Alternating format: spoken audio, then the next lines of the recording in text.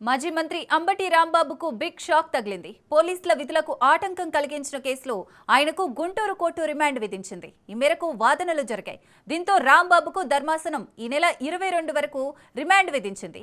ఈ మేరకు ఆయన్ను జైలుకు పోలీసులు తరలించారు. మెడికల్ కాలేజీలపై ప్రభుత్వ పీపీపీ విధానాన్ని వ్యతిరేకిస్తూ నవంబర్ నెలలో వైసీపీ ధర్నా చేపట్టింది. గుంటూరులో నిర్వహించిన కార్యక్రమంలో మాజీ మంత్రి అంబటి రాంబాబు సైతం పాల్గొన్నారు. అయితే ఈ సందర్భంగా తలెత్తిన పరిస్థితుల్లో పోలీసుల విధులకు ఆయన ఆటంకం కలిగించారని కేసు నమోదైంది. ఈ కేసుకు సంబంధించి ఆయన్ను కోర్టులో ప్రవేశపెట్టడంతో కీలక పరిణామం చోటు చేసుకుంది.